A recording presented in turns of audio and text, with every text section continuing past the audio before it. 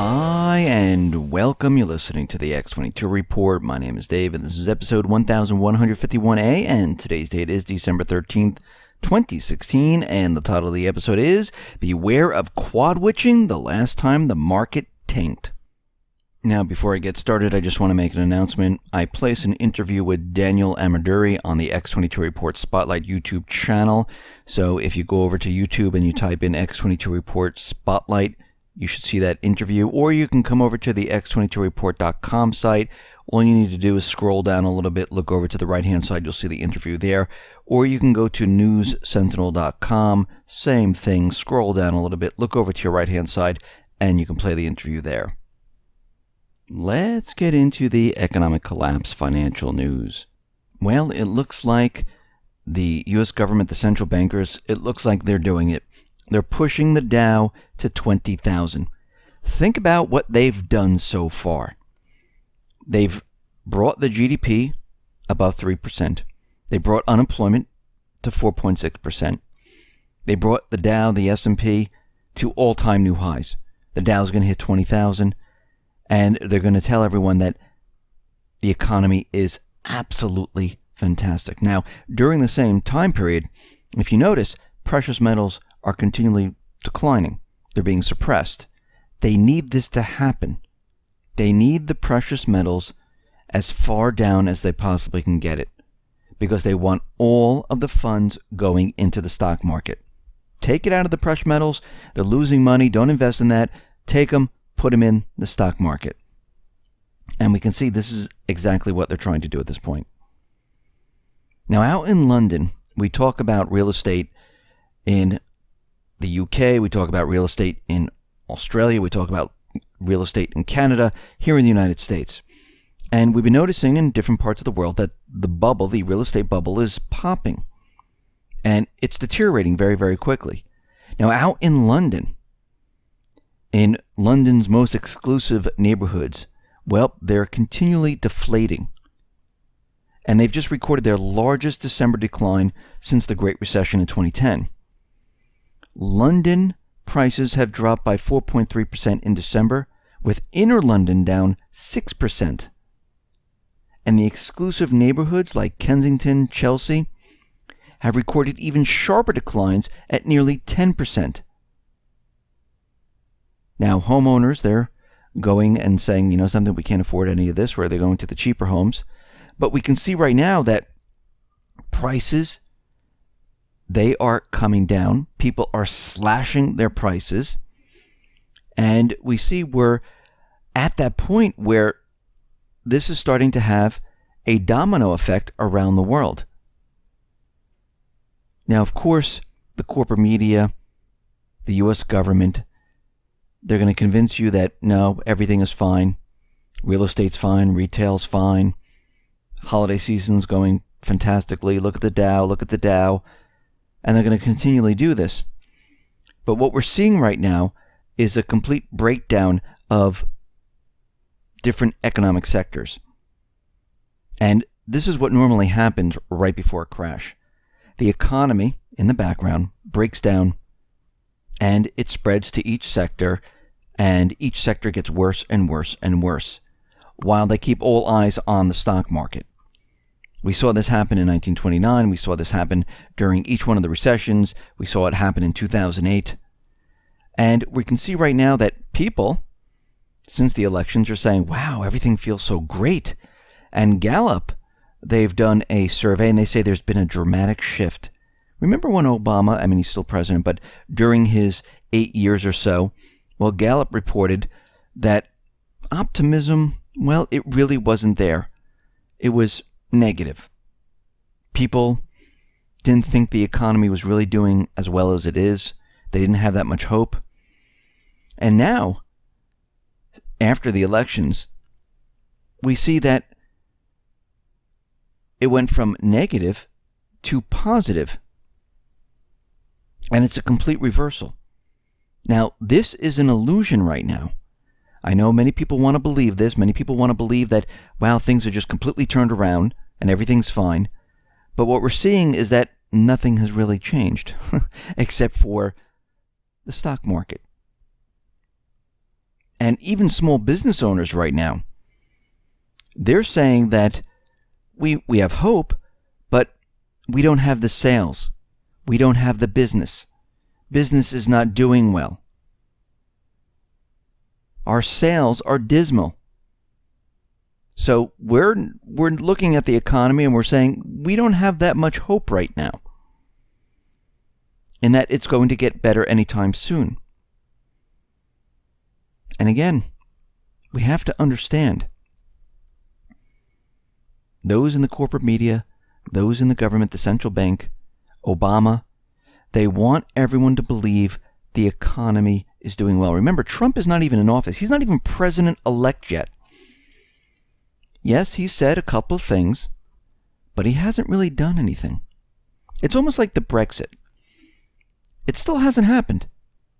They haven't implemented Article 50. That has not happened as of yet. We had an advisory referendum in the UK. The people are sitting there going, okay, when is this going to happen? It has not happened. The central banks, the EU, they're trying to stop it. Here in the United States, Trump was elected, but he's not president-elect because the Electoral College hasn't cast their vote on December 19th. But the economy is just off and running. So realistically, has anything really changed in the base of the economy? No. We still have all this debt. Real estate is declining. Retail sales are declining. We're still losing manufacturing jobs. We still have many people who can't find jobs. We still have people who are falling off and not being counted. We still have stores going bankrupt and closing. We still have corporate defaults. The only thing they did was manipulate a couple of numbers and drive the stock market to the highest point ever. That's it. Besides that, we're in the same exact position. Nothing's changed. And if the elite get their way, and they're able to push what they're doing right now and not have Donald Trump be the president-elect, well, we can see that this whole system will never change. It will go from what it is now, and it will decline, and get a lot worse. I mean, we're seeing right now, and we mentioned it yesterday, that Dallas, their pension systems, they stopped the withdrawals. Well, Fort Worth City pension plan, well, they have a liability of $1.271 billion on assets and only $2.094 billion. The plan is 62% funded and covers 528 employees. And the problem is that this report from Fort Worth City, well, they didn't include the vacation hours of the employees that they have stashed away. And some of them have over 1,000 hours that will pad their benefits at retirement. So this pension fund, it's not going to make it either. And this, what we're seeing right now, is in many different cities. It's not isolated to this area. Many of the cities have the same problems. And that's why everyone has been talking about pensions. They're not going to be able to pay people out. And we can see this spreading across the country. Again, things have not improved. Actually, behind the scenes, behind the illusion, behind the stock market, it's declining. And it's getting worse day by day. And you know what happens at the very end? The whole thing just comes down. We see U.S. import prices. They have declined for 28 straight months. Now, during the Great Recession, we had about, something like 12 consecutive months of U.S. import prices declining. And the government right now, the central bankers, they're not reporting we're in a recession. And And remember, they don't report that we're in a recession until we're in the recession many, many months. Or sometimes they do it after it's over. But we can see right now things are definitely falling apart. Things are rapidly deteriorating, and they're not getting better whatsoever. Now, the Fed at this point, they haven't raised interest rates. They said they were going to do it this year. They said they might do it more than once. Well, they haven't done it once just yet. And we have about 2.5 weeks left in this year. Now, they have a meeting coming up Wednesday. Most likely, maybe they will say, yes, we're going to increase interest rates. And the last time they did this was last December. And they did this into a quad witching. And when they did this, what did we see? Well, we saw the stock market come down. It dropped dramatically. Now, this time, the stock market has gone up to all-time new highs. So the drop down might be huge. And for those people who don't know what quadruple witching is, it refers to the third Friday of every March, June, September, and December. On these days, market index futures, market index options, stock options, and stock futures expire, usually resulting in increased volatility. And we can see right now that we're headed down this path once again. And this might be priced into the market. It might not. Last time, we went from December into January where the market continually headed down, and they had to try to stop it by creating currency out of thin air. The high-frequency traders, the plunge protection team, they were pumping in millions of dollars buying stocks like crazy to keep the market up. And we can see right now that the odds of a spark setting off a global economic conflagration, well, it is very high right now. In the U.S. in 2010 and in Canada in 2013 and the EU in 2014, governments, they passed legislation allowing banks to confiscate depositors' funds should the banks, not the government, decide unilaterally that they have an emergency situation. So, for example, we know what this is. This is a bail-in. Let's say there's a sudden spike in gold price, and a significant number of people, 5% holding gold, decide to take delivery or cash out. Sellers would be unable to deliver,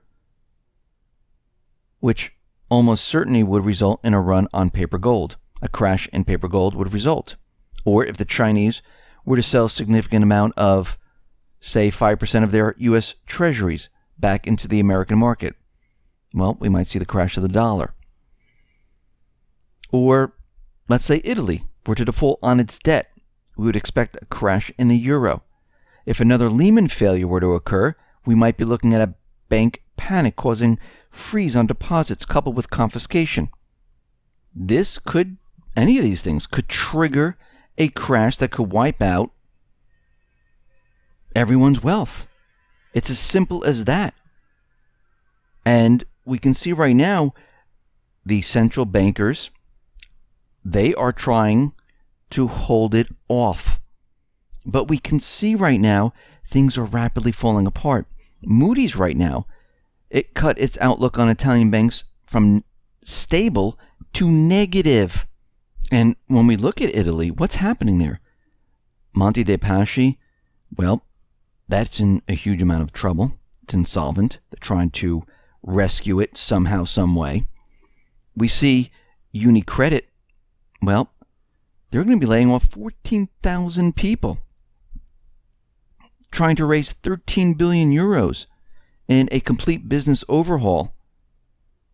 More people are losing their jobs because all of these banks are in trouble.